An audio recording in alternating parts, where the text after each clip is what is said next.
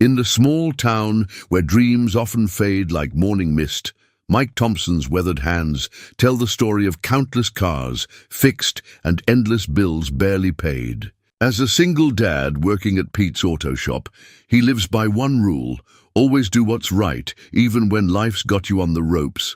That's why, on a rain-soaked Tuesday morning, he doesn't think twice about helping a paralyzed woman stranded by the curb, her wheelchair struggling against the storm. He's late for work, again, and loses his job, but his conscience is clear. That night, as he tucks his daughter into bed with a heavy heart, neither of them knows that tomorrow will change everything. What happens when genuine kindness meets destiny at a rain-swept corner? Before we jump back in, tell us where you're tuning in from. And if this story touches you, make sure you're subscribed, because tomorrow I've saved something extra special for you. The old Timex alarm clock, a garage sale find from better days, chirped its familiar tune at 5:30 a.m. Mike Thompson's calloused fingers found the well-worn button without opening his eyes. 5 years of the same routine had trained his muscle memory well. The springs in his modest twin bed creaked as he sat up, moonlight still holding court outside his window. Another day, he whispered to the framed photograph on his nightstand. Catherine's smile, frozen in time, seemed to glow in the pre-dawn light. Even after 6 years, he still found himself reaching across the empty side of the bed some mornings. The floorboards whispered beneath his feet as he navigated the narrow hallway of their small rental house. Each step was carefully placed. Third, board from the left squeaks. Fifth one groans like an old dog. He'd learned the quiet path to avoid waking Sarah before necessary. His daughter needed every minute of sleep she could get. In the kitchen, Mike's morning choreography began. Coffee. First, the ancient Mr. Coffee machine sputtering to life like an asthmatic dragon. 2 pieces of bread in the toaster, eggs from yesterday's grocery store markdown bin, and the last orange split into careful segments. He'd eat at work. Sarah's breakfast came first. The wooden box on top of the refrigerator held their emergency fund, $242 and change. Mike added another $5 from his wallet, wincing at how thin the remaining bills felt. The rent was due next week, and they were still short. But Sarah's school pictures were coming up, and he'd promised her she could get the premium. Package this year, some promises you just had to keep. Daddy? Sarah's voice, still clouded with sleep, drifted from the hallway. Is it morning already? Mike turned, taking in his daughter's appearance. Tangled brown hair, her mother's eyes, and wearing those purple pajamas that were getting too short at the ankles. Morning, sunshine, you're up early. I heard the coffee maker. She shuffled to their small kitchen table, pulling her ratty, stuffed giraffe closer. It sounds like Grandpa snoring. Mike chuckled, setting her plate down. Well, now I'll never unhear that. He ran a gentle hand over her hair. Got your math test today, right? Sarah nodded, carefully arranging her orange segments into a smile.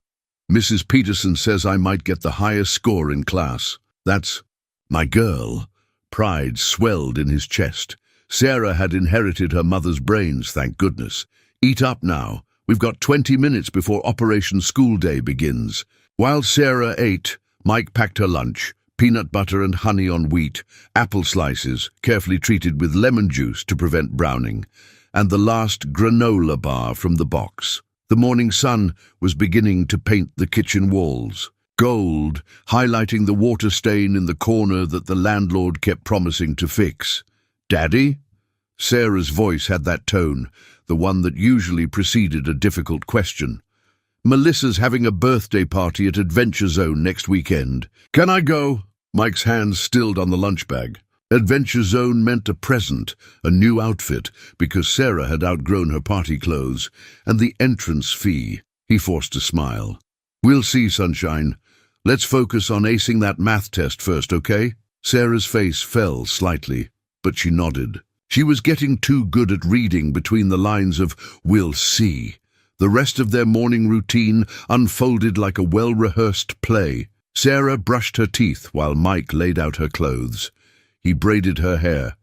Not as neatly as Catherine would have, but he'd learned to make it presentable. Sarah packed her backpack, double-checking her homework folder with a thoroughness that made him smile. At the front door, Mike knelt to straighten Sarah's collar. "Remember, head up, heart open, do my best," Sarah finished their morning mantra. It was something Catherine used to say, now a daily ritual between father and daughter. "That's right." He pulled her into a quick hug, breathing in the strawberry scent of her shampoo. "I love you, sunshine." "Love you too, Daddy." She squeezed him tight, then pulled back with a serious expression. "Don't be late for work today." "Okay." Mr. Pete was grumpy about it last time. Mike's stomach tightened, but he kept his smile steady. "Don't you worry about that. Just focus on showing that math test who's boss." He watched Sarah walk down the street to the bus stop, her backpack bobbing with each step. Other kids were gathering there too, their parents waving from warm cars before heading to office jobs. Mike checked his watch. 30 minutes to get to Pete's auto shop. Just enough time if the ancient Chevy pickup started on the first try. As he turned back into the house to get ready for work, his eyes caught the old alarm clock through his bedroom door.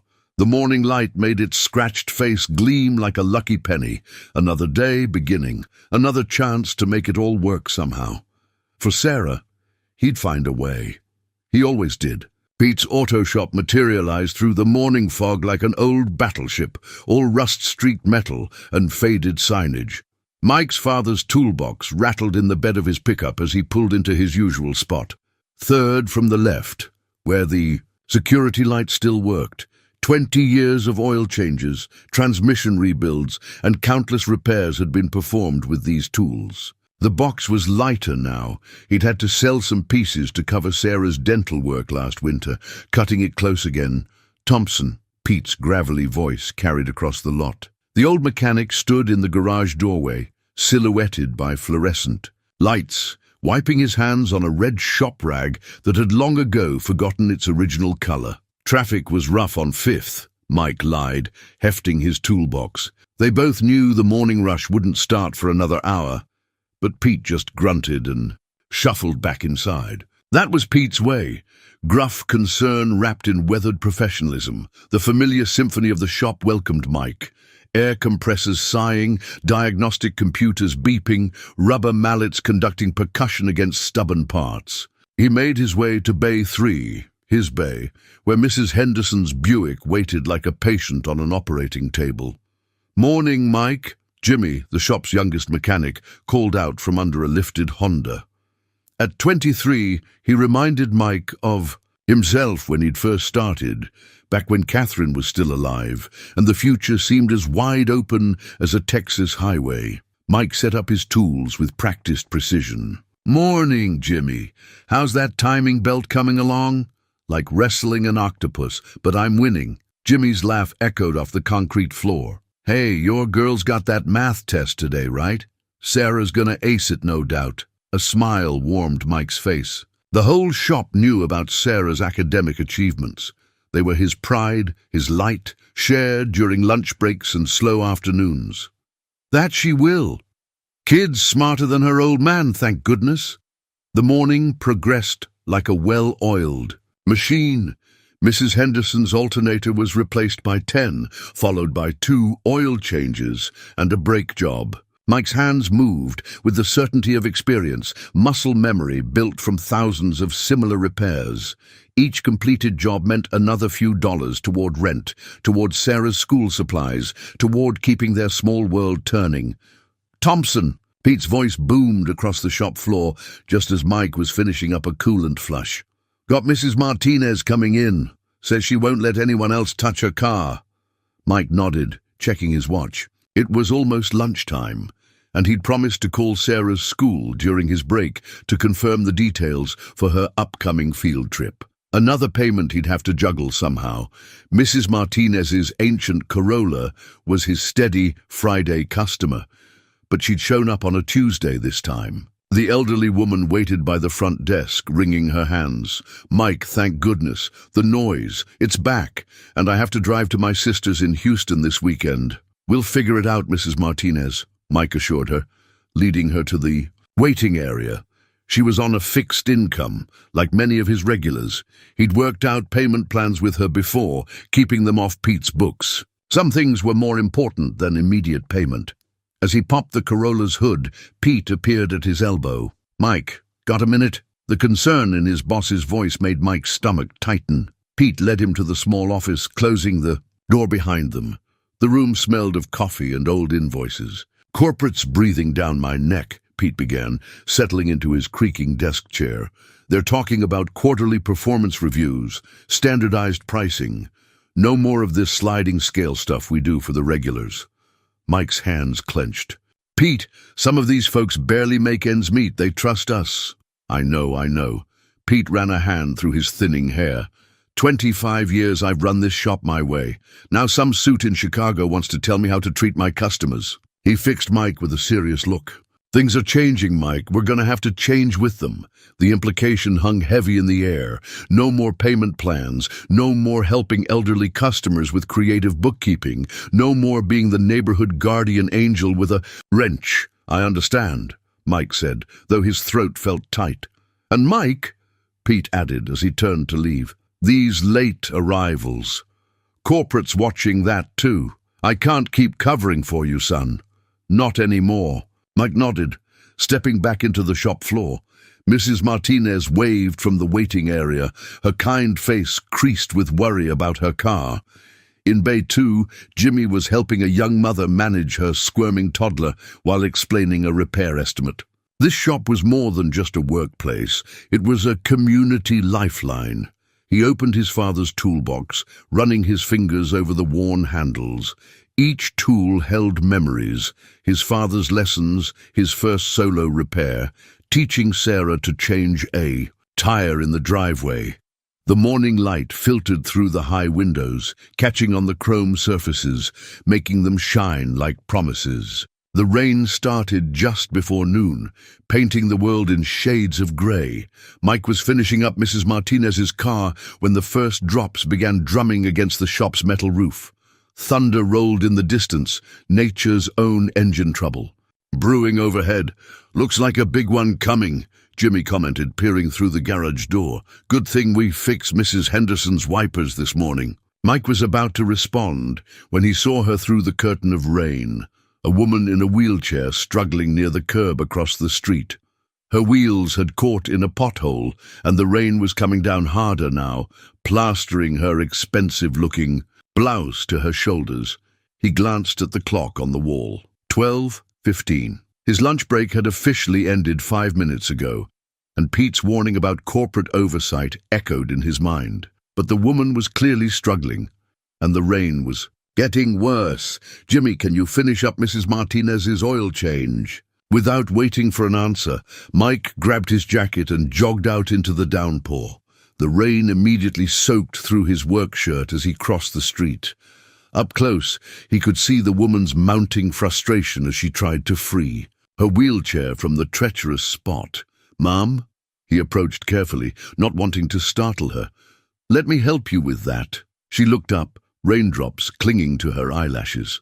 Despite her sophisticated appearance, there was something vulnerable in her eyes that reminded him of Sarah when she faced a particularly challenging problem. "Oh, thank you," she said, her voice carrying a hint of embarrassment. "The wheel caught. And then, with this rain, no problem at all." Mike positioned himself behind the chair. "If you could just lean forward a bit.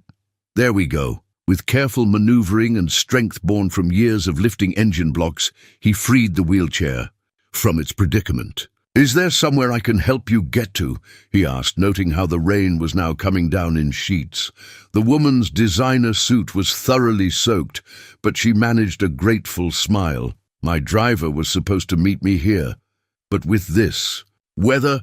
She gestured helplessly at her phone, its screen dark and unresponsive. "Could I perhaps use a phone inside somewhere?" Mike looked back at Pete's auto shop, then at his watch. 12:30.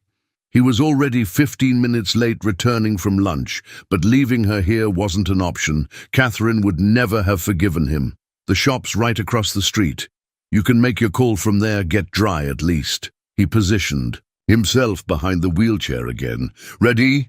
The next few minutes were a blur of rain and careful navigation. By the time they reached the shop, Mike was drenched to the bone, his work boots squelching with each step. Pete was waiting just inside the door, his face set in stone. "Thompson, my office, now." Mike helped the woman get settled in the waiting area, made sure Jimmy got her a phone and a cup of coffee, then followed Pete into the small office. He already knew what was coming. "Third time this month you've been late back from lunch," Pete began, his voice heavy with resignation. "Corporate's been reviewing time cards. They're looking for any reason to clean house, bring in their own people." "Pete, there was a woman stuck in the rain." "I saw." Pete's weathered hands gripped the edge of his desk. "You did the right thing, Mike. You always do. But corporate doesn't care about right things. They care about numbers, efficiency, profit margins." The ceiling fan spun lazily overhead, stirring the humid air. Through the office window, Mike could see the woman in the waiting area, talking on the shop phone, her wheelchair gleaming with. "Rain, they're forcing my hand here, son." Pete wouldn't meet his eyes. "With your tardiness record, I have to let you go." The words hit Mike like a hammer to the chest. "Pete, please. Sarah's field trip payment is due next week. I've got rent coming up." "I know." Pete pulled an envelope from his desk drawer. "I put in a little extra. It's not much, but it might help until you find something else." He stood, extending his hand. "You're a good mechanic, Mike, and a better man. I'll be happy to give you a reference." Mike's legs felt wooden as he walked back to his bay. Jimmy was helping the woman into a sleek black car that had just pulled up, holding an umbrella over her head. She caught Mike's eye and smiled, mouthing, "Thank you," as the car door closed. He gathered his father's toolbox, now lighter than ever. The rain had slowed to a drizzle, but he barely noticed. All he could think about was Sarah's face, how he'd have to tell her they couldn't afford Adventure Zone, how her math test victory celebration would have to be put on hold. As he loaded the toolbox into his truck, the woman's car pulled away, disappearing into the grey afternoon like a ghost. Mike sat in his pickup, listening to the rain tap against the roof, and wondered how he was going to make it through another storm. The school bus's yellow reflection rippled in rain puddles as it pulled up to the corner. Mike forced his hands to unclench from the steering wheel of his parked truck, watching Sarah bounce down the steps, her backpack clutched over her head. Against the lingering drizzle, her face lit up when she spotted his pickup. He didn't usually get home before her. "Daddy!" She sprinted through the rain, pigtails flying. "Guess what? I got 100 on my math test. Mrs. Peterson said it was the only perfect score in the whole class." Mike scooped her up in a hug, breathing in the familiar mix of pencil shavings and strawberry shampoo. "That's my genius, girl. I knew you could do it." Her report card fell from her backpack as they hurried inside, floating to the floor like a leaf. Mike picked it up, his throat tightening at the row of A's staring back at him. Sarah deserved so much more than he could give her now. "Can we have celebration pizza?" Sarah asked, shrugging off her wet jacket. "Just a small one? I saved $2 from my lunch money this week." Mike's heart cracked a little. Even at 10, she was always thinking about money, trying to help in her own way. "You know what? Pizza. Sounds perfect. A perfect dinner for a perfect test score." He'd use the extra money Pete had given him. Tomorrow he'd start looking for work, but tonight was for celebrating his daughter's achievement, some moments you couldn't put a price on. While Sarah changed out of her school clothes, Mike called Tony's Pizza their favorite local place. Tony had known them since Sarah was in diapers, had catered Catherine's funeral at cost. "The usual, Mike? Haven't seen you folks in a while." "The usual, Tony. Sarah aced her math test today." "That girl's going places," Tony chuckled. "I'll throw in some garlic knots. On the house, for the math whiz." Back in the living room, Sarah had spread her homework across the coffee table, her face scrunched in concentration as she tackled her reading assignment. Mike watched her from the kitchen doorway, marveling at how much she looked like Catherine when she studied. "Hey, sunshine?" He settled beside her on the worn couch. "Tell me about this test. What kind of problems did Mrs. Peterson give you?" Sarah launched into an enthusiastic explanation of fractions and decimals, her hands moving animatedly. Mike nodded along, trying to focus on her words instead of the growing knot in his stomach. How many more mortgage payments could he make? Would they have to move, change schools? Daddy, Sarah's voice pulled him back. Are you okay? You look tired. Just proud of you, that's all. He managed a smile. Hey, want to see something cool? He pulled out his father's old leather wallet, worn smooth by decades of use.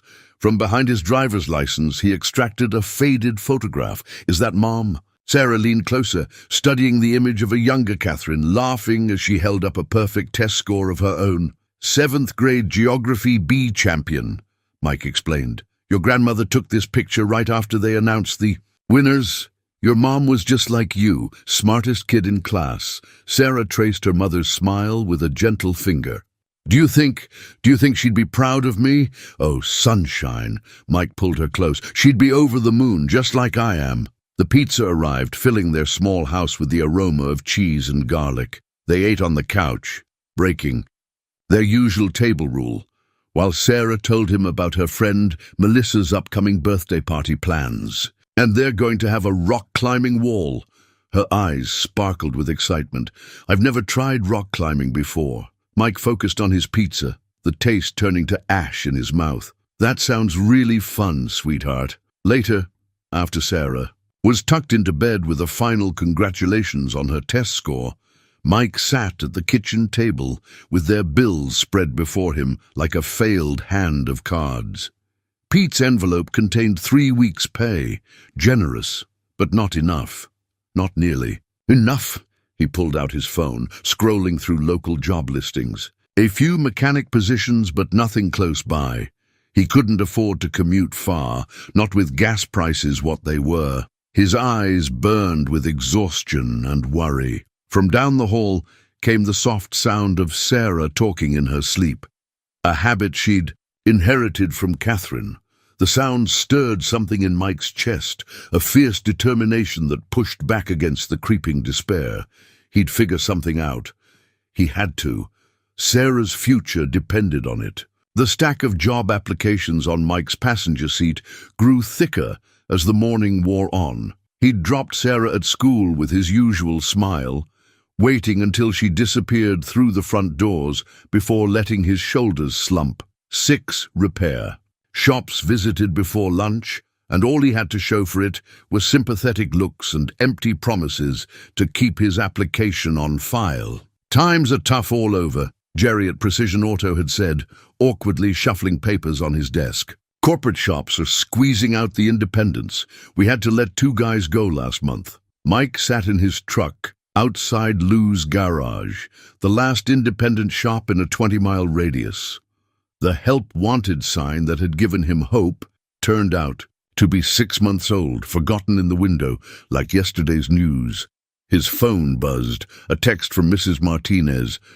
Heard what happened at Pete's. On car making noise again. Can you look at it?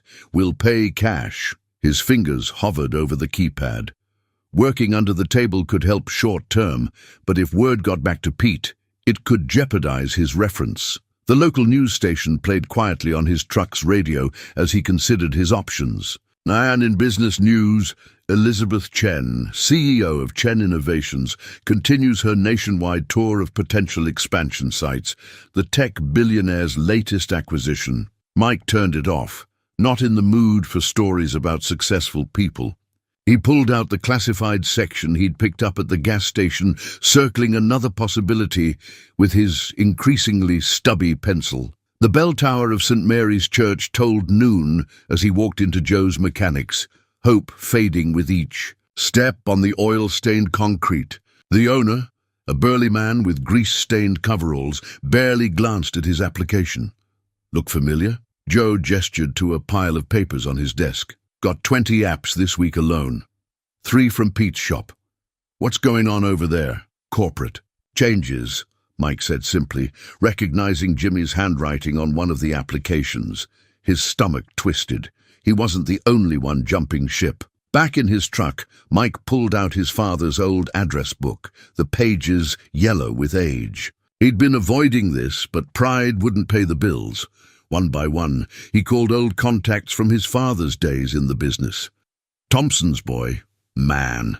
Haven't heard that name in years. Wish I could help, Mike.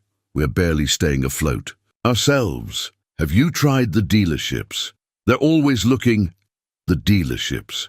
He'd been avoiding them too. Soul-crushing work, pushing unnecessary repairs on people who couldn't afford them. Everything his father had taught him not to be. His last stop was Frank's Auto Body, where his father had gotten his start 40 years ago.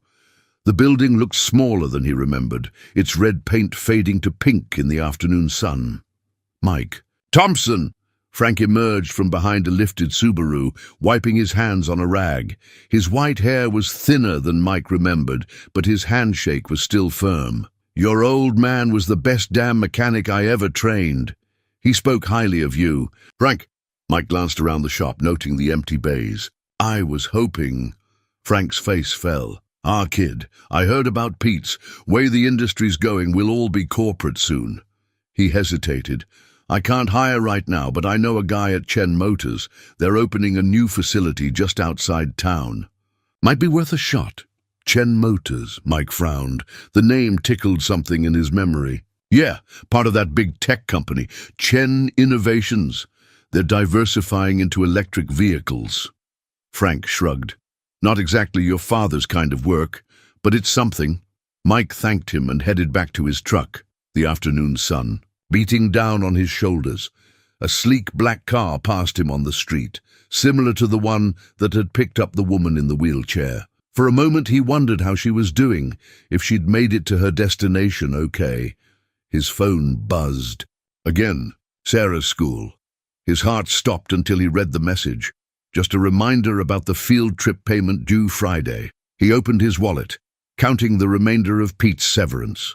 Not enough for rent and the field trip. Not nearly enough. Sato. Chen Motors' business card Frank had pressed into his hand seemed to burn in his pocket. Corporate work, everything he'd tried to avoid. But Sarah's face floated in his mind. Her excitement about the birthday party, her pride in the math test, her quiet acceptance when he had to say no to things other kids took for granted. Sometimes being a father meant swallowing your pride. His dad had taught him that too. The local newspaper, thin as tissue paper these days, fluttered on Mike's doorstep early Thursday morning. He almost stepped over it. Who had time for news when you were job hunting? But the bold headline caught his eye. Tech billionaire Elizabeth. Chen tours local sites. Major investment coming to River Valley. Below was a photo that made Mike's coffee mug slip from his fingers, splattering dark drops across the concrete porch. There, in a wheelchair at some Chamber of Commerce meeting, sat the woman he'd helped in the rain. Elizabeth Chen, CEO of Chen Innovations, the woman whose rescue had cost him his job. Daddy? Sarah's voice drifted from inside. Was that a crash? Just fumbled my coffee. Sunshine. He quickly folded the paper under his arm, his mind spinning. Better hurry up with that breakfast. Bus comes in 20. But Sarah was already at the door, frowning at the spilled coffee. Her eyes caught the newspaper headline, then widened at the photo. Hey, isn't that the lady from the shop? Melissa's mum works at the bank, and she said there was this really important person in town who... She stopped, her quick mind connecting dots Mike had hoped to keep separate. Why aren't you dressed for work? The question hung in the morning air like frost. Mike looked at his daughter, seeing Catherine's sharp intelligence in her searching gaze. She was too smart to fool for long. Let's sit down for a minute, sunshine. They settled on the porch steps, the newspaper between them like a barrier. Sarah's hand crept into his, small fingers squeezing with a strength that nearly broke him. You lost your job helping her, didn't you? Sarah's voice was quiet, adult-like in its understanding. That's why you've been home in the mornings. Why? You looked so sad at pizza night. Mike swallowed hard. I'm sorry I didn't tell you right away. I was trying to protect me. Sarah's free hand traced the newspaper photo. Like always. A garbage truck rumbled past, the normalcy of Thursday morning continuing around their small bubble of revelation. From next door came the smell of fresh laundry, Mrs. Garcia's sheets flapping in the breeze like surrender flags. "We'll be okay," Mike said, trying to inject certainty into his voice. "I've got some good leads. That Chen Motors place is hiring, but that's her company." Sarah straightened, suddenly animated. "The lady you helped, she owns it. If you just told her what happened—" "Sarah." Mike gentled his tone. "Life's not like those movies. You love billionaire CEOs don't just, but you helped her." Sarah's voice rose with conviction. "When she was stuck in the rain, you helped her without even knowing who she was. That's got to mean something." The school bus's familiar growl approached the corner. Sarah stood, shouldering her backpack, but her face held a determination that made Mike nervous. "Promise me you won't do anything, sunshine. No letters to CEOs or I promise." She kissed his cheek, then hesitated. "Does this mean I can't go to Melissa's party?" The question hit like a physical blow. "I'm trying to figure something out. Maybe if it's okay." She managed a smile that looked too much like his own brave face. "It's probably going to be too noisy anyway, and rock climbing is kind of scary." Mike watched her join the other kids. At the bus stop, her shoulders straight, despite the weight she now carried. Mrs. Garcia waved from her yard, her eyes full of knowing sympathy. News traveled fast in their neighborhood. Inside, Mike unfolded the newspaper again. Elizabeth Chen's accomplishments filled half a page. Tech innovations, charitable foundations, revolutionary approaches to corporate culture. The article mentioned her personal touch, how she insisted on touring potential sites herself, despite mobility challenges from a recent accident. His phone buzzed with a text from Pete. "Saw the paper. Hell of a coincidence, son." "Maybe." Mike turned the phone face down. He couldn't afford maybes. The rent was due in 10 days. Sarah's field trip money was due tomorrow, and Melissa's birthday party loomed like a neon reminder of all he couldn't provide. But when he moved to toss the newspaper in the recycling bin, he found himself carefully folding it instead, tucking it into his father's old toolbox. Sometimes life had a way of coming full circle. His dad had taught him that, along with the importance of keeping your tools clean and your conscience clearer. The morning sun crept across the kitchen floor, illuminating the empty coffee mug on the counter.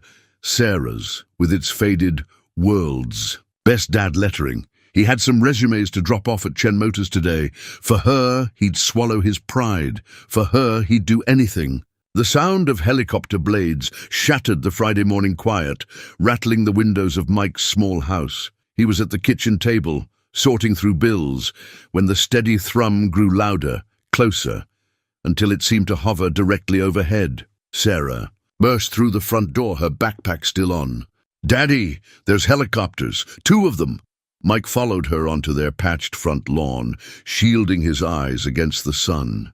2 sleek black helicopters circled the neighborhood before touching down in the empty lot at the end of their street, the Aite, one where kids played baseball in summer. The Chen Innovations logo gleamed on their sides. Neighbors emerged from their homes like cautious prairie dogs. Mrs. Garcia clutched her rosary. Mr. Wilson from across the street still held his morning paper, all eyes fixed on the helicopters as their blades slowed. "Maybe she remembered," Sarah whispered, gripping Mike's hand. "Maybe she found out." Mike's response died in his throat as the helicopter door opened. A ramp extended, and there she was. Elizabeth Chen, CEO of a tech empire, being wheeled down by a professional-looking assistant. She wore a crisp blue suit that probably cost more than Mike's truck, but her smile was exactly as he remembered it from that rainy Tuesday. She spotted him immediately.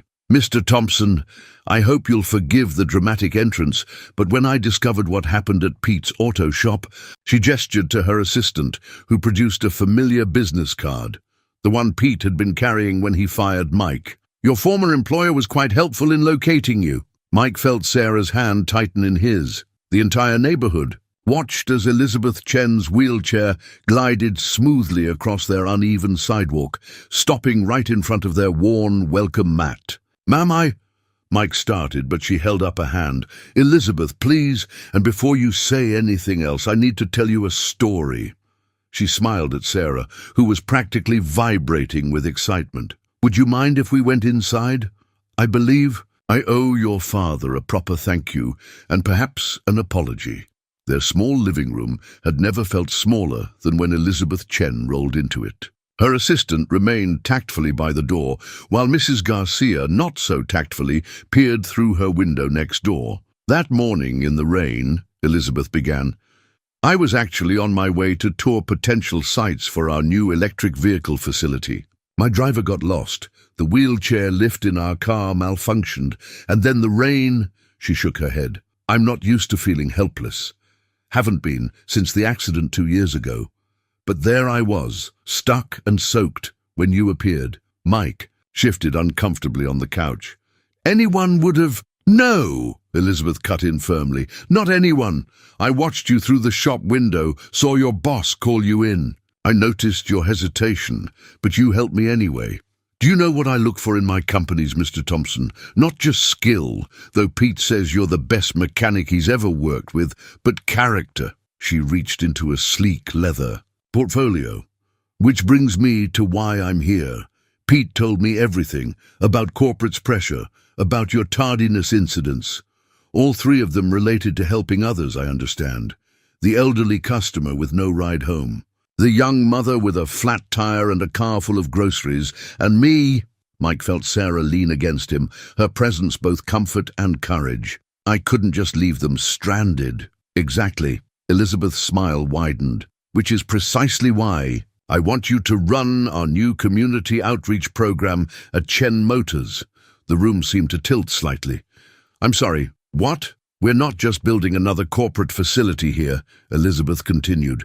"We're creating a community hub, electric vehicle education, apprenticeship programs, emergency repair services for low-income families. But it needs someone who understands both the technical side and the human side, someone who puts people before profits, even at personal cost." She pulled out a folder embossed with the Chen Innovations logo. "The position comes with full benefits, obviously. A significant salary increase from your previous job, and," she glanced at Sarah with a knowing look, "a flexible schedule for family obligations." Mike stared at the folder, his father's voice echoing in his memory. "Sometimes life hands you a wrench you never expected to need." "There's one more thing," Elizabeth added, her eyes twinkling. "The position comes with a company car. Electric, of course, though I hear you're quite good at keeping old trucks running." Sarah's grip on his arm was almost painful now. Through the window, he could see the neighbors gathered, their faces hopeful. His community, the one he'd always tried to help. One repair at a time. "When would you need me to start?" His voice was steadier than he felt. Elizabeth Chen's answering smile held the warmth of a summer morning. "How about we discuss the details over lunch? I hear Tony's Pizza is excellent." Tony's Pizza had never seen anything quite like it. A tech billionaire's wheelchair beside a worn vinyl booth, her security team trying to blend in among the faded sports memorabilia and checkered tablecloths. Tony himself had emerged from the kitchen, flour-dusted and flustered, to serve them personally. "The usual for the Thompsons," he announced proudly, "and for Ms. Chen, our house special."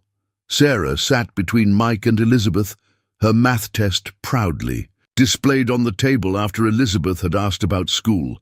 The job offer letter lay beside it, its corporate letterhead stark against the red and white tablecloth. 100%, Elizabeth noted, studying the test. "Advanced mathematics. 2. You know we have a STEM education program for employees' children. Full scholarship through college if they maintain their grades." Mike's pizza stuck in his throat. That's not in the offer letter." "No," Elizabeth smiled, reaching into her portfolio again, "because that's not part of the job offer. That's part of something else." She pulled out another document, this one thicker. "Tell me, Mr. Thompson, what do you know about the Chen Foundation?" "Only what I've read," Mike admitted. "Your charitable organization, right? Among other things. We have a particular focus on identifying exceptional individuals, people who demonstrate extraordinary character despite challenging circumstances. People who help others even when it costs them everything. She slid the document across the table. We don't just want to give you a job, Mr. Thompson. We want to invest in your family's future. Mike's hands trembled as he read the document's title, Chen Foundation Family Grant Program. The numbers below made his vision blur.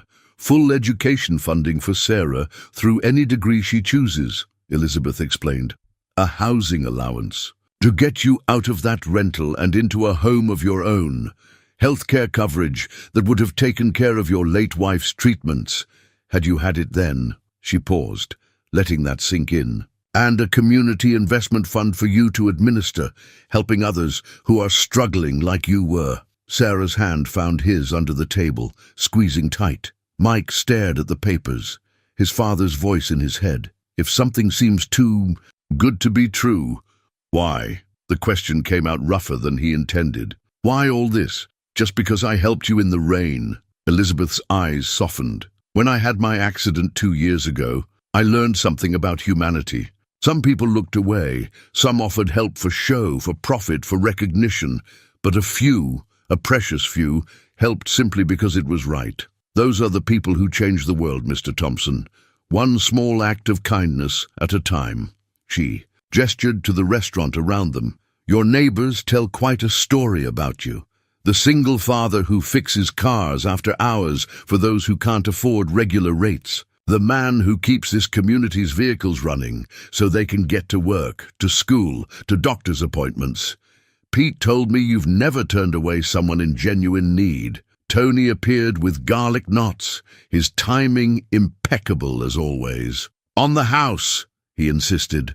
For the man who kept my delivery van running through 3 brutal winters. See? Elizabeth's smile was knowing. You've been investing in this community for years. We're just giving you the resources to do it properly. Mike looked at Sarah, seeing in her eyes the same hope he'd carried when Catherine was first diagnosed. The hope of a future unlimited by financial constraints. The hope he'd had to watch die in a hospital room filled with bills they couldn't pay. There's one condition, Elizabeth added, her tone turning serious. You have to accept both offers, the job and the grant. We're not just looking for an employee, we're investing in a community leader, someone who understands both the mechanical and human aspects of what we're building here. Sarah's grip tightened again. Mike could practically hear her thinking, calculating, hoping. She had Catherine's mind for numbers, for possibilities. Can I? Mike's voice caught. He cleared his throat. Can I have some time to think about it? Of course. Elizabeth nodded to her assistant, who produced a business card with a direct number. Take the weekend. Talk it over with Sarah, but remember, she glanced at the math test, still lying on the table. Sometimes the most important calculations are the simplest. What adds up to a better future for your family? As if on cue, Melissa and her mother walked into Tony's. Sarah shrunk slightly in her seat, probably remembering the birthday party she thought she couldn't attend. Elizabeth noticed. Melissa's party is tomorrow at Adventure Zone, isn't it? She smiled at Sarah's surprised nod. I hear they have an excellent rock climbing wall. Mike watched his daughter's face light up with possibility, saw in her eyes the future he'd always wanted to give her but never could. Sometimes life's biggest turns came down to the smallest moments. A rainy morning, a stuck wheelchair, a simple choice to help. His father's toolbox was in his truck outside. The tools inside had built more than just cars. They'd built relationships, trust, community. Maybe it was time they helped build something bigger. Saturday morning found Mike in the garage, surrounded by moving boxes he'd scrounged from behind the local grocery store.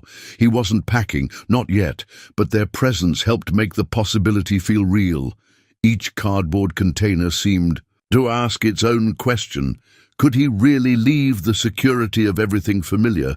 Was he ready for such a dramatic change? The Chen Foundation's grant paperwork lay on his workbench, beside the worn photo album he'd been looking through all morning. Catherine smiled up at him from their wedding day, her eyes bright with dreams of the future. She'd always believed he could do more, Be more. I thought I'd find you out here, Mrs. Garcia's voice carried from the garage doorway. She held a plate of still warm empanadas. You always retreat to your tools when you're thinking hard thoughts. Mike accepted the plate with a grateful smile. Their elderly neighbor had been looking out for them since Catherine's passing. Got a lot to think about. She settled onto the old shop stool he kept for customers. My Carlos was like you, always worried about making the right choice. But he taught me something important. Sometimes the right choice feels scary because it's asking us to become more than we think we are. Through the open garage door, Mike could see Sarah and Melissa in the front yard, plotting out their rock. Climbing strategy for the party later. Elizabeth's assistant had delivered the birthday gift and party outfit this morning. A kindness Mike hadn't asked for, but desperately appreciated. It's not just about the job, he admitted, turning a wrench over in his hands. The foundation wants me to manage a community program. Help people like us. But what if I'm not qualified? What if I mess it up? Mrs. Garcia's knowing laugh filled the garage. Mikey, you've been running a community program from this very garage for years. Every car you fixed for half price, every payment plan you arranged. That was you managing hope for people who needed it. She had a point. His father's account book, still sitting on the workbench, held years of flexible payment plans and discounted repairs. Not the most profitable business model, but it had kept dozens of families mobile, employed, able to make their own way. Sarah's excited, he said softly, watching his daughter demonstrate a climbing move to her friend. Scared too, I think, about changing schools. But mostly excited. That girl is smart like her mama and strong like her papa. Mrs. Garcia stood, and patting his shoulder. She'll bloom wherever you plant her, but better soil makes for stronger roots. The morning wore on. Mike cleaned his tools one by one, a meditation passed down from his father. Each wrench and socket held memories, teaching Sarah to change a tire, fixing Mrs. Martinez's endless carburetor issues the night he'd worked until dawn to fix Tony's delivery van before the morning rush. Pete stopped by around noon, looking oddly uncomfortable without his shop coveralls. Heard the kids got a party today. Yeah, heading there soon.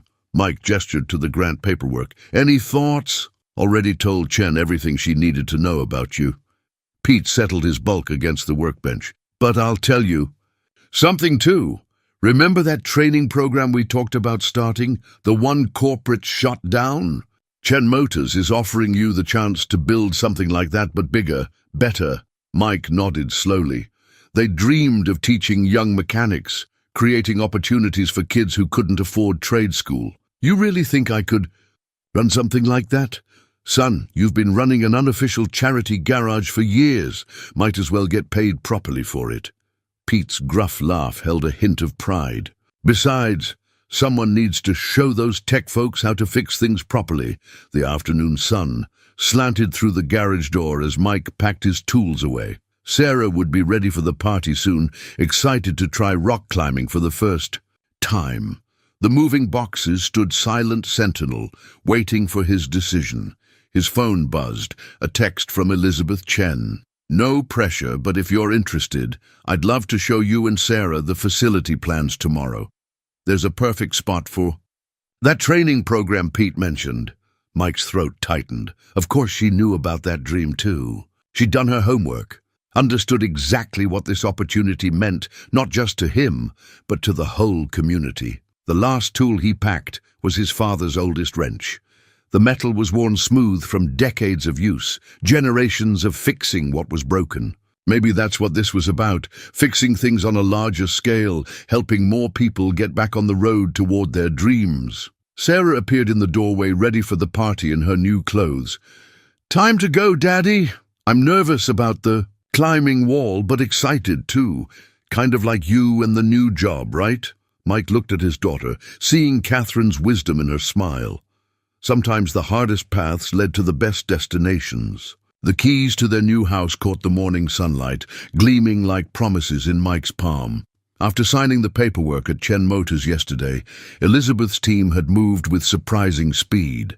The modest but well-maintained three-bedroom ranch house sat on a quiet street just 10 minutes from the facility, its fresh paint and neat lawn a stark contrast to their old rental. "Can I pick my room?" Sarah bounced on her toes beside him, still flying high from conquering the rock wall. "At yesterday's party. Melissa says her cousin lives just 3 blocks away. Go for it, sunshine." Mike watched her dart through the front door, her footsteps echoing through empty rooms full of possibility. The house keys felt both foreign and right in his hand, like a tool he was just learning to use. His first day at Chen Motors had been a whirlwind of introductions and orientations. The facility was a perfect blend of cutting-edge technology and practical engineering, with a separate wing dedicated to the community programs he'd be overseeing. Elizabeth had thought of everything, from a student workspace for Sarah to do homework after school, to a fully equipped training garage for the apprenticeship program. "Mr. Thompson," a voice called from the driveway. A young man in Chen Motors coveralls stood beside a sleek electric vehicle. "Your company car, sir." "Ms. Chen asked me to walk you through the features." Mike approached the vehicle, its metallic blue paint reflecting the morning sky. This was the part that still felt surreal. The perks, the title, the respect in people's voices when they said his name. The young man, Todd, eagerly showed him the advanced diagnostic system, the self-parking features, the integrated community, service alert system. "And this button here," Todd pointed, "connects you directly to emergency services if you encounter anyone broken down on the road. Ms. Chen said you'd want that feature easily accessible." Of course she had. She understood that helping others wasn't just his job, it was his instinct. "Daddy," Sarah's voice echoed from inside the house. "The bedroom at the back has a window seat, and there's a perfect spot for Mom's reading chair." The reading chair, Catherine's favorite, currently crammed in their old living room. One of the few pieces of furniture they'd kept after selling most things to pay for her treatments. Mike's throat tightened at the thought of seeing it in this new space, a bridge between their past and future. "Sir," Todd hesitated. "Ms. Chen also asked me to give you this." He handed over an envelope containing a store credit card. "For furniture and household items. She said to remind you that it's not charity. It's an investment in the program's director being properly settled." Mike nodded, pocketing the card. He was learning to accept help, to understand that sometimes allowing others to give was as important as giving yourself. Inside, Sarah had already mapped out where everything should go. Her books along the window seat, her desk beneath the large window, her science fair trophies on the built-in shelves. "And look," she pointed to the backyard through her new window. "There's a perfect spot for a garden. Remember how Mom always wanted one?" "I remember." Mike smiled, seeing Catherine's dreams taking root in their daughter's imagination. "Maybe we can plant some tomatoes, fresh herbs." A knock at the door interrupted their planning. Their new neighbors, the Patels, stood on the porch with a homemade curry and warm smiles. "Welcome to Cedar Street. We heard you're the new director at Chen Motors. Our son is hoping to apply for the apprenticeship program." More neighbors stopped by throughout the morning, each bringing food, welcome, and stories of cars that might need his expertise. Mike realized that while the location had changed, his role remained the same, being a fixed point in people's lives, someone they could count on when things broke down. By afternoon, Sarah had arranged and rearranged her room 3 times. Her energy barely diminished.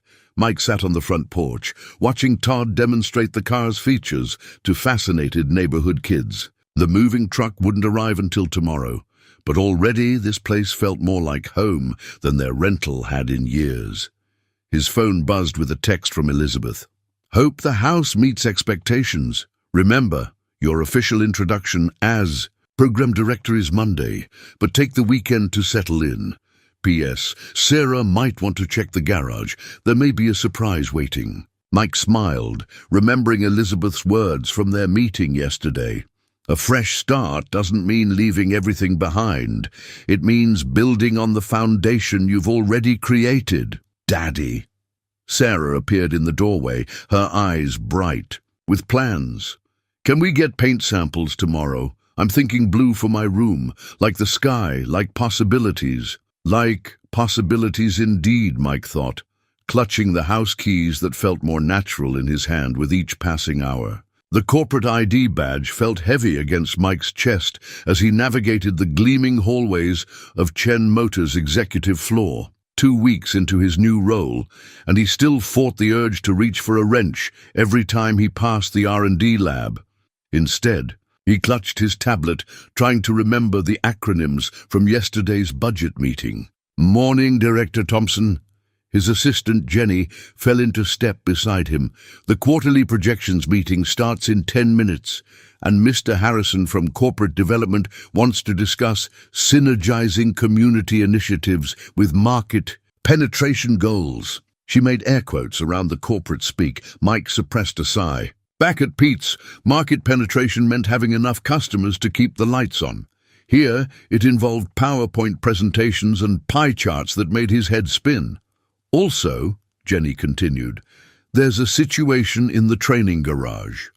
One of the apprentice candidates may have, accidentally, disassembled a prototype charging station."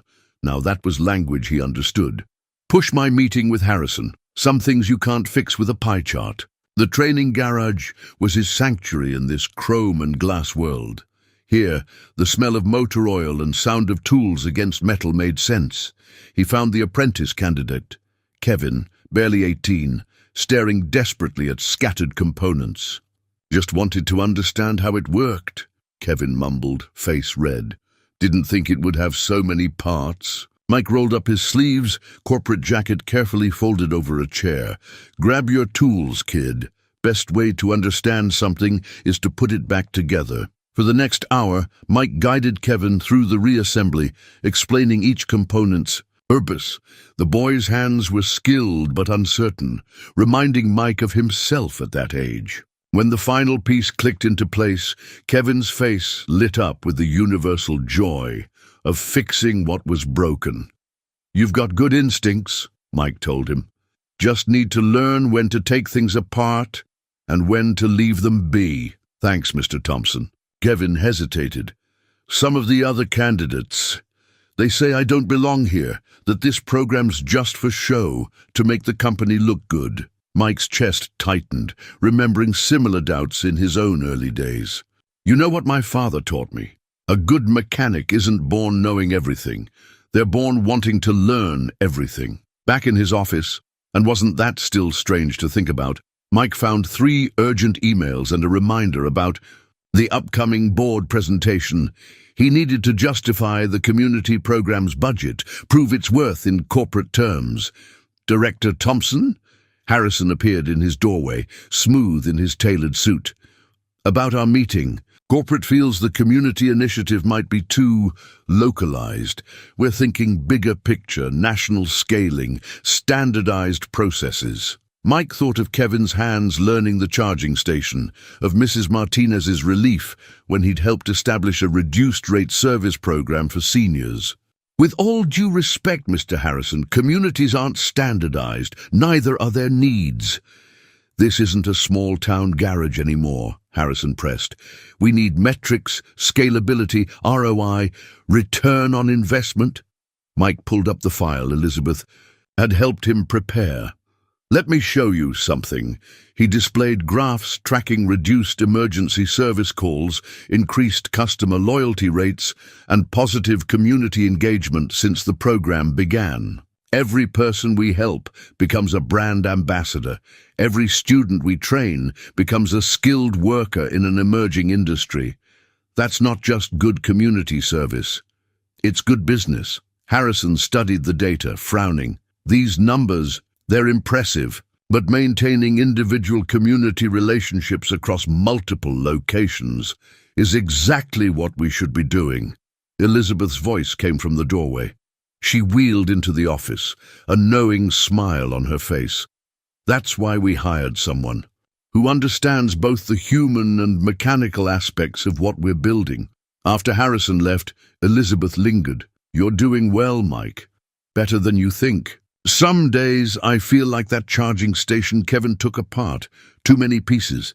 Not sure how they all fit together. But you helped him put it back together," she reminded him. "The same way you're helping build something here. One piece at a time." His phone buzzed with a text from Sarah. "Got an A+ on my science project. My teacher wants to enter it in the regional fair." Mike smiled, remembering the evening spent helping her build a working model of an electric motor. Some things didn't change, even in this new world of corporate meetings and quarterly reports. At heart, he was still a father, a teacher, a fixer of broken things. The corporate ID badge caught the afternoon light, no longer feeling quite so heavy. Maybe that's what adaptation was.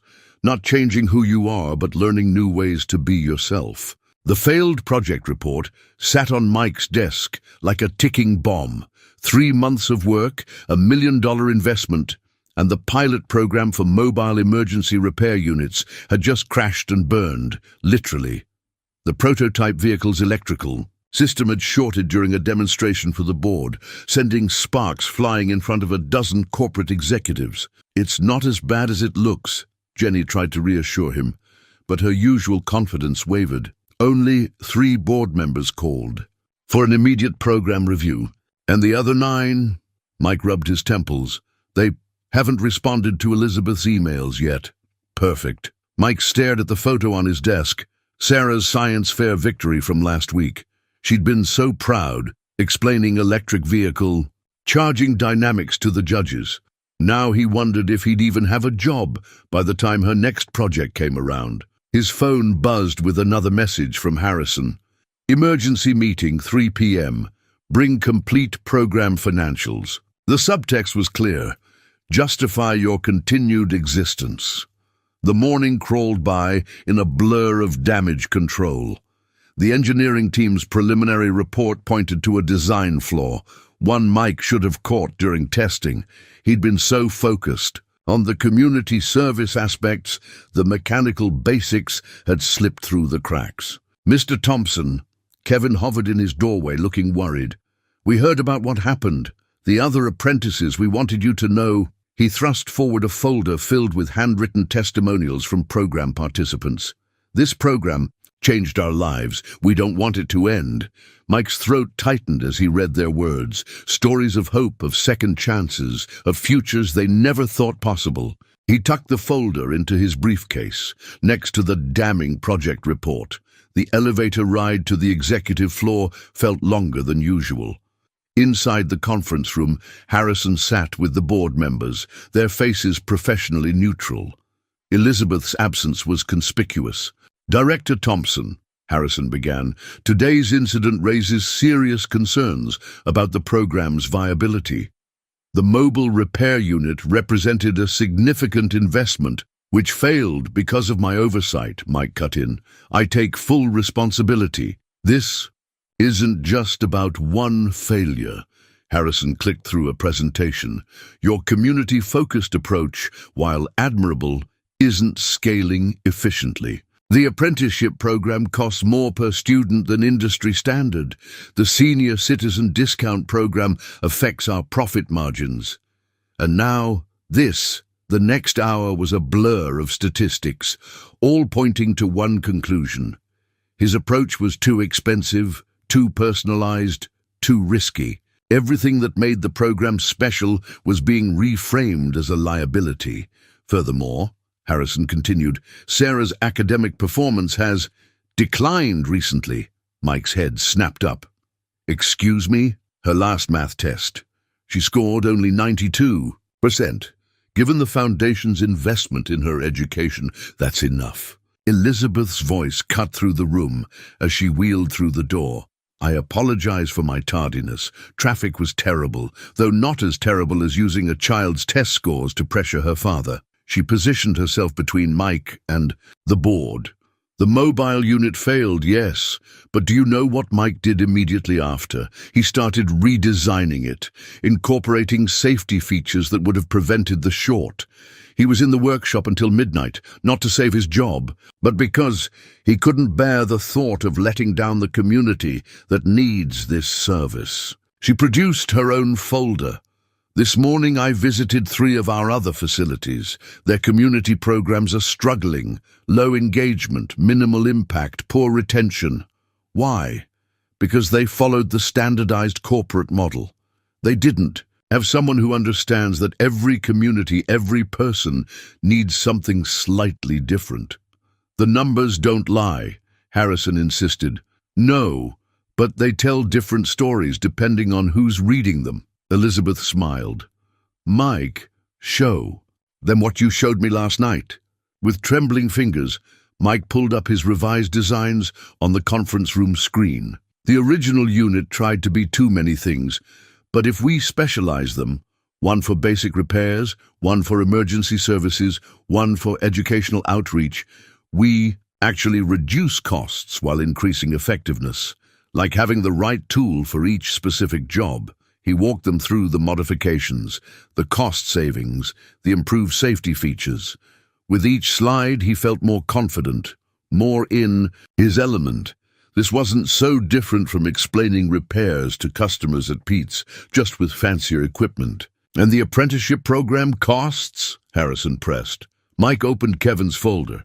Let me show you the real return on that investment. By the time he finished speaking, even Harrison's expression had softened slightly. The board called for a brief recess to discuss privately.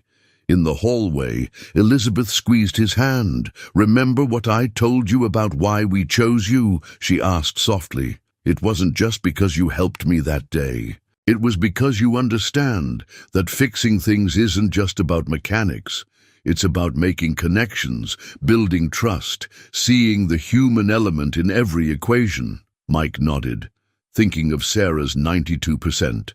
Still something to be proud of, still part of her journey. Sometimes the biggest failures led to the most important fixes. That evening, Mike sat in their new living room, surrounded by family photos he'd finally gotten around to hanging. Sarah curled beside him on the couch, her math homework spread across her lap, while she explained why 92% wasn't actually a failure. See, Dad?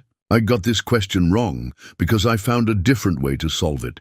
Mrs. Anderson said my method was actually more advanced, but not the one they're teaching right now. She grinned. Kind of like how you fixed Mr. Wilson's electric car last week. Not the standard way, but it worked better. Mike studied the complex equation she'd created, so different from the textbook method but arriving at the same result. You know what, Sunshine? Sometimes the best solutions aren't in any manual. He pulled out his father's old photo album, the one he'd been avoiding since the crisis began. Inside, alongside snapshots of his dad fixing cars, was a collection of thank you notes spanning decades. People whose cars and lives his father had kept running through hard times. Your grandpa used to say that every car tells 2 stories, Mike explained, showing Sarah a yellowed photograph. The mechanical one, about what's broken and how to fix it, and the human one, about why that fix matters. Sarah traced the old photo with gentle fingers. Is that why you redesigned the mobile repair units? To tell both stories? Something like that. Mike smiled, remembering how his father would modify tools to work better for specific jobs. Sometimes you have to customize the solution to fit the problem. His phone buzzed. Elizabeth. Board reconvenes tomorrow at 9. Bring your best stories, both kinds. As if on cue, the doorbell rang. Kevin stood on the porch, clearly nervous but determined. Mr. Thompson, remember how you said a good mechanic is born wanting to learn everything? Well, I think I found something in the original mobile unit design. For the next hour, they spread diagrams across the kitchen table while Sarah worked on her homework. Nearby, Kevin's fresh perspective highlighted details Mike had missed, possibilities he hadn't considered. If we combine your specialized unit's idea with these modifications, Kevin explained, growing more confident. We could actually increase efficiency while maintaining the personal touch. I ran the numbers. He produced a notebook full of calculations. Mike studied them, recognition dawning. These calculations, they're similar to what Sarah was doing with her math homework, coming at the problem from a different angle. That's what you taught us, Mr. Thompson. Sometimes you have to look at things differently to see the whole picture. Later that night, after Kevin left and Sarah went to bed, Mike walked into their garage. Unlike their old one, this space was pristine, organized, a gift from Elizabeth he'd initially felt uncomfortable accepting. But now he understood it wasn't just about having a nice garage. It was about having the right space to do important work. He opened his father's toolbox, now sitting proudly on a custom workbench. Inside, he found the old wrench that had started his journey in mechanics. Its worn surface told a story of countless fixes, of problems solved through persistence and creativity. Inspired, Mike began to work. He combined Kevin's insights with his own experience, Sarah's mathematical approach with his father's practical wisdom. By dawn, he had something new. A presentation that spoke both languages, corporate and community, efficiency and humanity. He was reviewing the final details when his phone buzzed again. A text from Pete. Heard about the project. Remember that transmission we couldn't fix with the manual method? Sometimes you have to write your own manual. Mike smiled, remembering that day. They'd eventually fixed the transmission by combining old-school knowledge with modern techniques. Just like he was doing now, Sarah found him in the garage, still working as morning light filtered through the windows. "Dad, you didn't sleep. Sometimes the best fixes take all night," he explained, showing her the presentation. "Want to check my math?" She settled beside him, her presence both comfort and inspiration. Together they refined the numbers, strengthened the logic, until both the mechanical and human elements sang in harmony. "It's like a bridge," Sarah observed, looking at the final product, "between the corporate way and your way." "Our way," Mike corrected, thinking of everyone who had contributed. Kevin's fresh perspective, Sarah's mathematical insight, his father's wisdom, Elizabeth's vision, even Harrison's challenges pushing him to be better. The morning sun caught the Chen Motors logo on his jacket hanging nearby. For the first time since the crisis began, it didn't feel like a costume he was trying to wear. Rather, it felt like a new tool in his box, one he was finally learning to use properly. Sarah hugged him before heading to get ready for school. "Dad, I'm proud of you. Not because you never fail, but because you always find a way to fix things. Even the scary corporate things." Out of the mouths of babes, Mike thought, reaching for his presentation with renewed confidence. Some fixes required more than just the right tools. They required the courage to bridge two worlds. The innovative design blueprint spread across the conference room's main screen, its clean lines and practical modifications drawing appreciative murmurs from the board members. Mike stood before them, his father's wrench in his pocket like a talisman, as he explained how his team had reimagined the mobile repair unit program. "The original design tried to be a Swiss Army knife," Mike began, his voice steady despite the stakes. "But any mechanic will tell you, specialized tools work better than universal ones. So we created 3 distinct units, each serving a specific community need." He clicked to the next slide, showing the first redesigned vehicle. "This is our emergency response unit, stripped down, focused on rapid deployment for stranded motorists. By removing the teaching station and specialized diagnostic equipment, we cut weight by 30% and reduced cost by 40% while improving response time." Harrison leaned forward, interest sparking in his usually skeptical eyes. "And the educational component? That's where this comes in." Mike revealed the second design. "Our mobile learning lab. Instead of trying to teach while doing emergency repairs, we created a dedicated space for community workshops, apprentice training, and public education about electric vehicles. It's already booked solid for the next 3 months with local schools and community colleges. Elizabeth smiled from her place at the table, recognizing the influence of Sarah's science fair project in the Learning Lab's layout. The board members were taking notes now, their earlier skepticism giving way to engagement.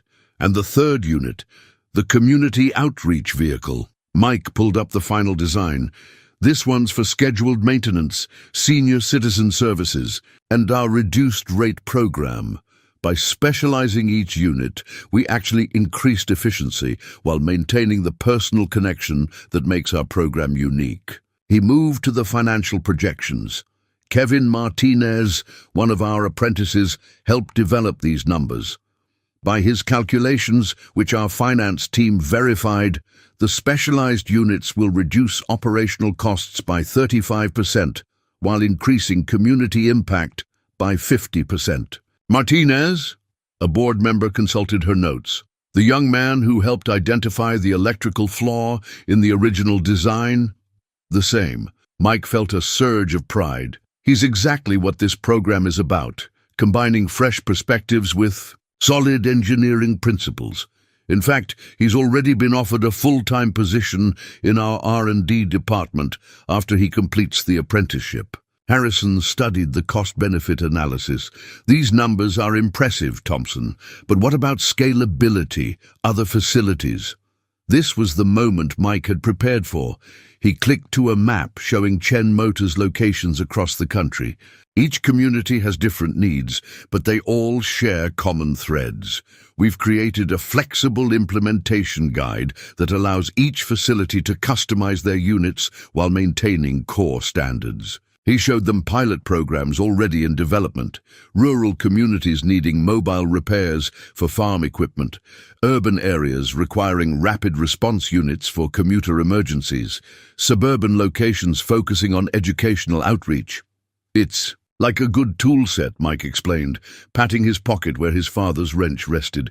The basics are the same, but how you use them depends on the job at hand.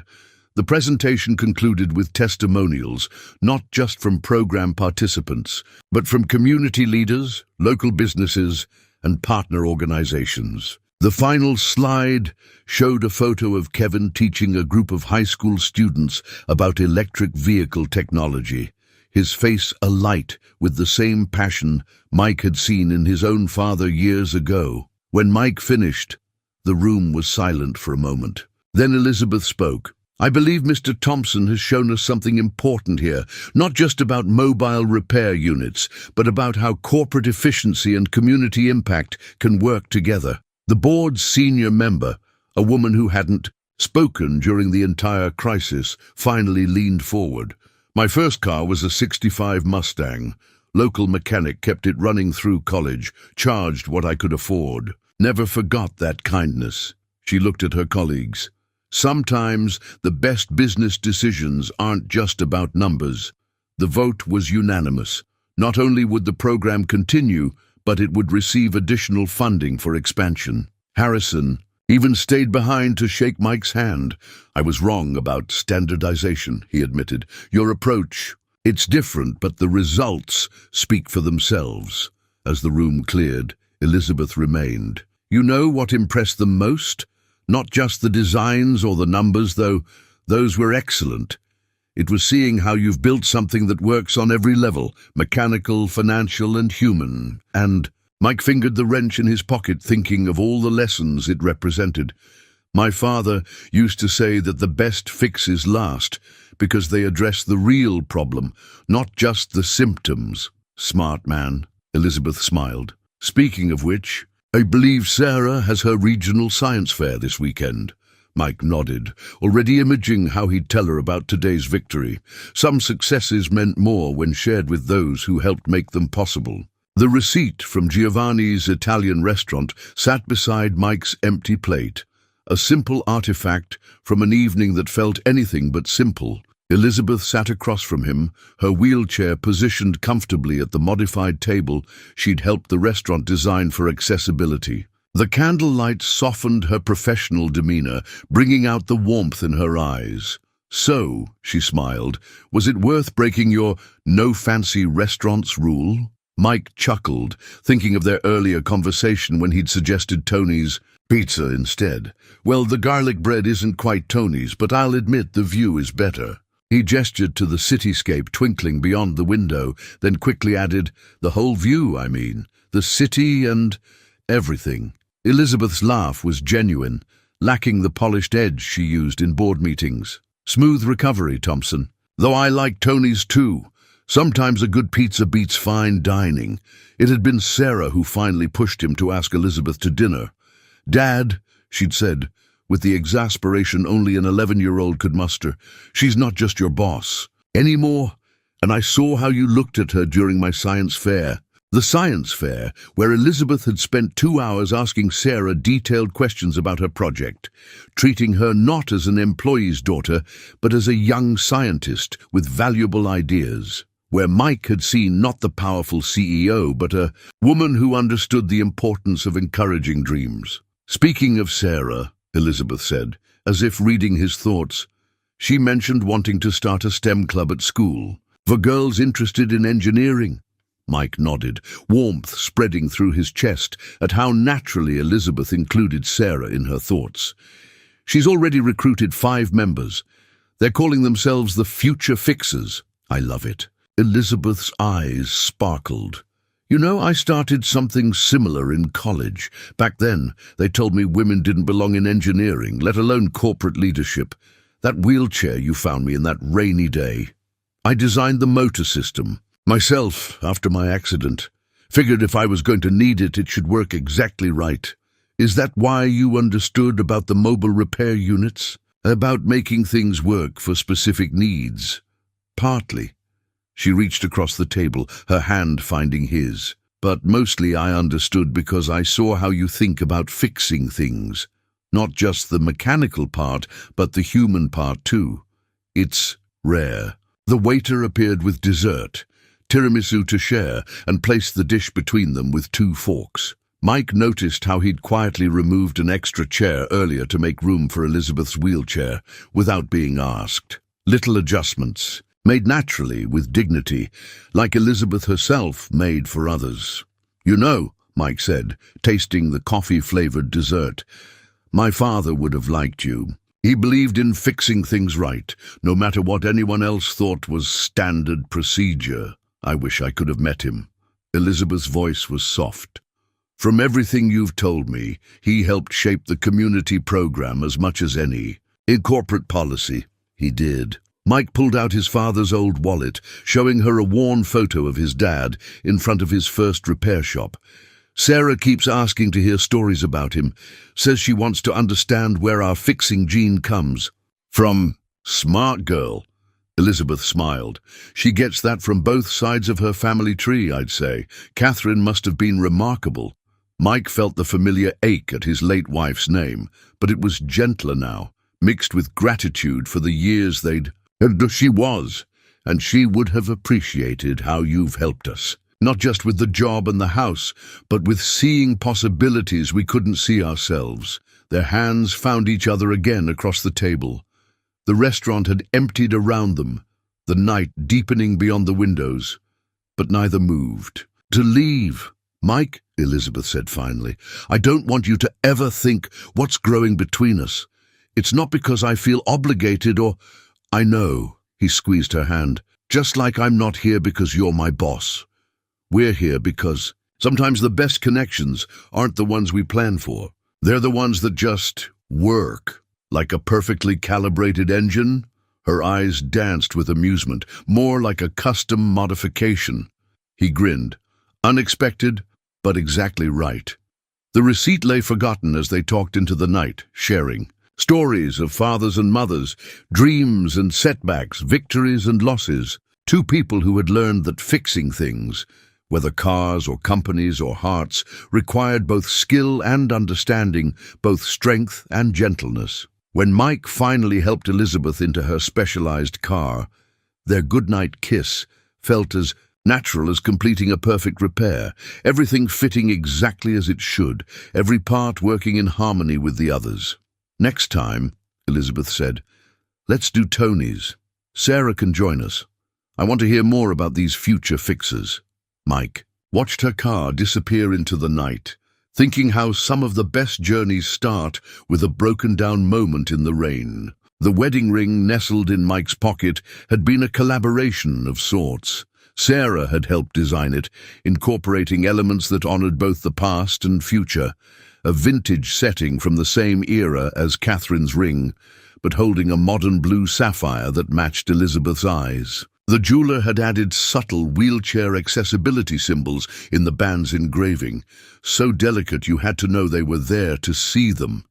"It's perfect, Daddy," Sarah had declared when they picked it up, "because it's not trying to replace Mum's ring.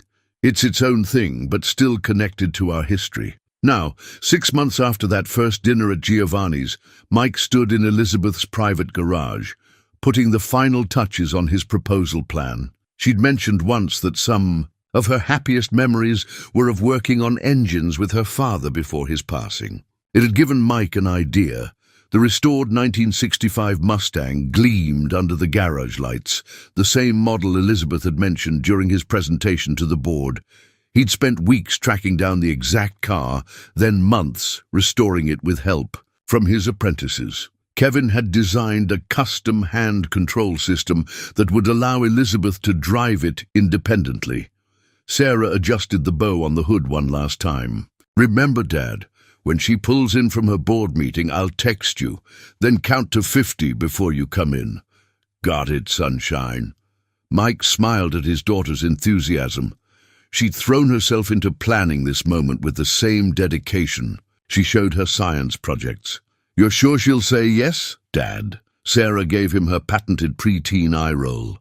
"She looks at you the way you look at perfectly restored engines. Plus, she already asked me if I'd be okay with having her as a stepmom." Mike's heart skipped. "She did? When?" "Last week at Future Fixers. We were talking about different kinds of families and how sometimes the best ones are custom-built." Sarah grinned. "Like our mobile repair units." The text came just as the sun was setting. Mike counted to 50, his father's old wrench in one pocket, for luck, the ring box in the other. When he entered the garage, Elizabeth was staring at the Mustang, her hand over her mouth. "Mike," her voice wavered, "is that the same model that got you through college?" He moved to her side. "With some custom modifications. Kevin helped design them. He's quite brilliant with adaptive technologies." Elizabeth wheeled closer, running her hand along the car's pristine surface. "It's exactly like Dad's, even the same shade of blue." She looked up at him, eyes shining. "How did you—" "Well, that's what we do, right? Fix things, solve problems, make things work better." Mike knelt beside her wheelchair. "Elizabeth, these past months, you've shown me that sometimes the best fixes aren't repairs at all. They're improvements, upgrades, new systems that work better than the old ones ever did." Sarah appeared silently in the doorway, giving him a thumbs up. Mike took the ring box from his pocket. "I'm not trying to replace what you had or what I had. I'm proposing something new, something custom-built for us, a family that honors our pasts while building a future together." He opened the box, revealing the ring. "Will you marry me?" Elizabeth traced the subtle engravings on the band, recognizing the accessibility symbols. "You included. You thought of everything." "He had help," Sarah chimed in, unable to contain herself any longer. "I picked the sapphire because it matches your eyes, and Dad suggested the vintage setting because beautiful things from different eras can work perfectly together," Elizabeth finished, tears flowing freely now. "Yes, Mike. Yes to marriage. Yes to our custom-built family. Yes to everything." The ring fit perfectly. They'd used the measurements from her wheelchair's hand controls to size it. Sarah rushed in for a group hug, and for a moment they just held each other, a new family configuration, falling into place like perfectly machined parts. "Want to take it for a spin?" Mike asked, nodding toward the Mustang. Kevin triple-checked all the adaptive controls. Elizabeth's smile lit up the garage. "Only if you both come with me. Every great journey needs a good crew." As they drove through the evening streets, Elizabeth handling the Mustang like she'd been born to it, Mike watched his daughter and fiancé sing along to the radio. Sarah had insisted on making a playlist for the occasion, mixing Elizabeth's classical favorites with Catherine's beloved jazz standards and Mike's classic rock. The music blended perfectly, like their lives were learning to do. Different rhythms finding harmony, separate stories becoming a shared journey. His father had always said that the best repairs strengthen the whole machine, not just the broken part. Looking at his new family, Mike understood that love worked the same way. Not fixing what was broken, but building something stronger, something that carried the best of the past while embracing all the possibilities of the future. The new family portrait hung in Mike's office at Chen Motors, taken 1 year after that rainy Tuesday that had changed everything. In it, Sarah stood between Mike and Elizabeth, all three of them in matching Chen Motors polo shirts, their smiles genuine and bright. The photo had been taken at the grand opening of their 10th mobile repair unit facility, right after Sarah's speech about the Future Fixers program that was now spreading nationwide.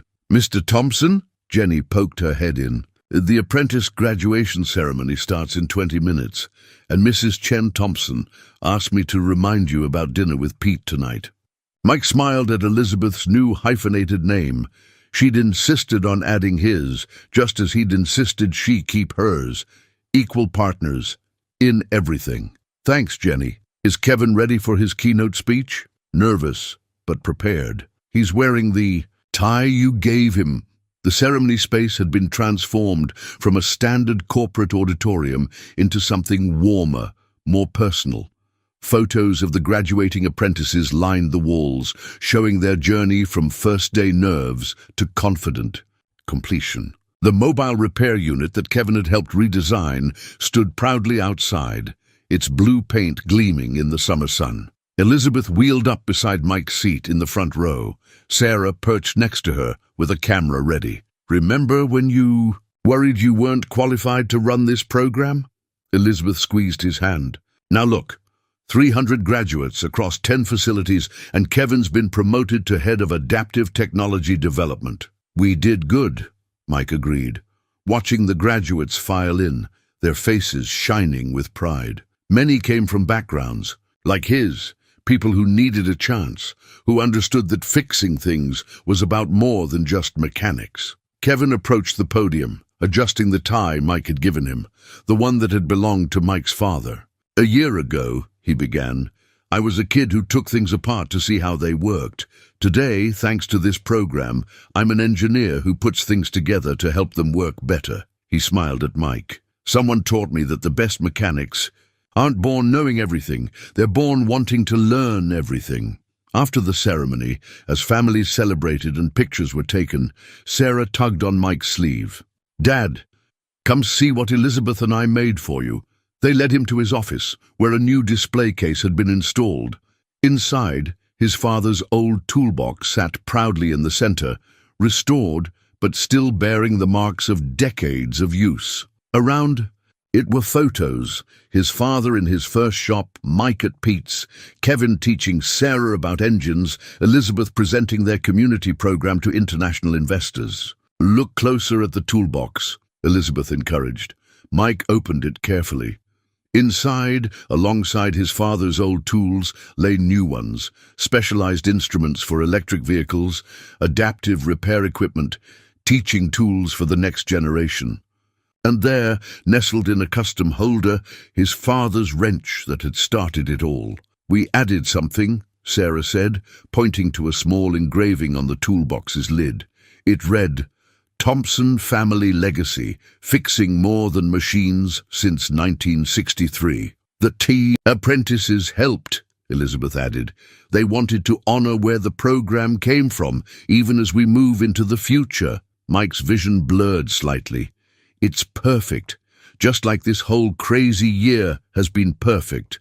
That evening, at Tony's Pizza, surrounded by the people who had been part of their journey, Pete teaching Sarah to make garlic knots, Mrs. Garcia sharing stories with Elizabeth about the old neighborhood, Kevin showing off his engagement ring. For his own upcoming wedding, Mike felt the kind of contentment that comes from knowing everything was running exactly as it should. "Penny for your thoughts?" Elizabeth asked, her hand finding his under the table. Just thinking about that rainy Tuesday, Mike replied, about how sometimes the biggest fixes start with the smallest choices. Speaking of fixes, Sarah chimed in. Can I tell them our news now? Elizabeth nodded, her eyes twinkling. Sarah stood, commanding attention like the confident young woman she was becoming. Future Fixers just got approved for national expansion and... She paused dramatically. I'm going to be the youngest speaker at next month's Women in Engineering conference.